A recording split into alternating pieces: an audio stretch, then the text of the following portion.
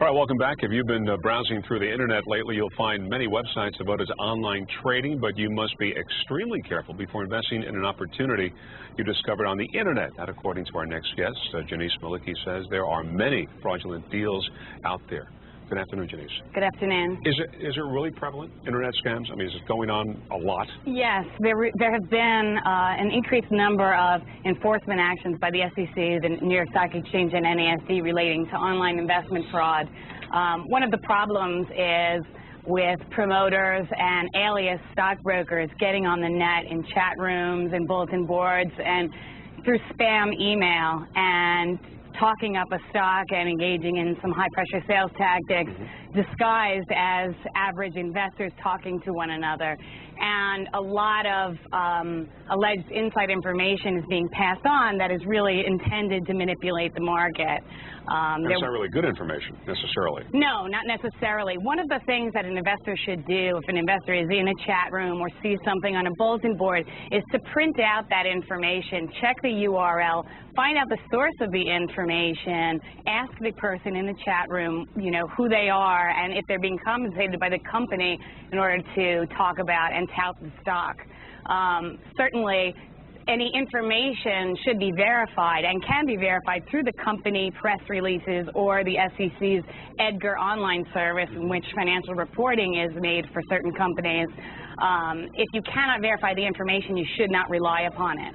So you shouldn't just take the information, you know, at its whatever face value and go with it. Obviously, investigate the company. What, call the SEC? You can call the SEC. You can look online at the EDGAR website, at the EDGAR database on the SEC's own website.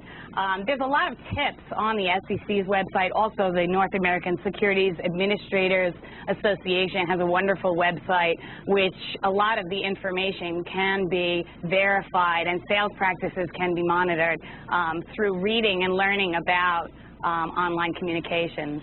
And of course, you want to check out as much as you can. Say, check out the company, check out the people running the company. Absolutely. All right. Absolutely.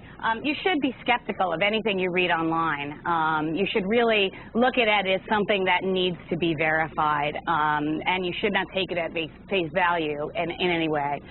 How do you discern good information from bad information? Just because perhaps the information is coming from a company that is reputable or you've heard of before, does that make it necessarily good information? You know what I'm saying? No, it should be independently verified. Yeah. Okay, if somebody's telling you they have inside information, that's illegal. You're not allowed to trade on inside information. Yeah. So if there is information that's being disseminated, it should be verifiable. There are press release services. If you go to the company's website, there should be listings of press releases talking about what contracts, for example, they've engaged in, the reason why this information is being given to you about a stock going up or down. You know, the problem is some of these people disseminating the information are doing it on thinly traded stocks you can't really get a lot of information on, and are not highly traded. So if someone sends out 6 million spam emails, they can really move the market in a thinly traded stock if people take this information at face value. And if that was a scam, they call that sort of thing a pump and dump scam, where they're trying to give you information on whether either to bring the stock down or up, and then of course they would sell or buy depending on which way it's going. Absolutely, they'll take the contrary position. Yeah. The same thing is with these online newsletters. Often there'll be good information mixed with bad information. So you'll get information you can verify on a big public company, but on the thinly traded stock you can't really verify the information, and that's the stock they're actually manipulating. And that's what you really have to be very careful about. What about some of these deals perhaps that you might see on the internet that seem to be really too good to be true, like you can make, you know, thousands and thousands of money in your home on your computer in a month or so, real quick cash? If it's too good to be true, it is too good to be true, and there's no free lunches. One of the problems with the whole online media is that it's very easy for people to get misleading information and for information to be so easily transferred. It's very easy to get these listservs and to have mass emails sent out to so many people.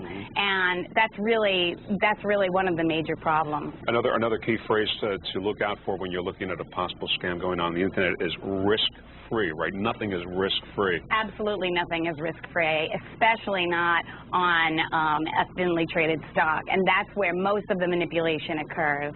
And it's complicated to invest, let's say, overseas, offshore, internationally.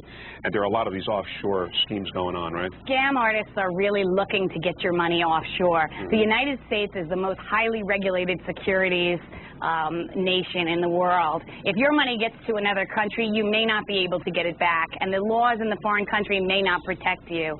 And you should also make sure that the exchange that any security is alleged to be traded on in a foreign jurisdiction actually exists.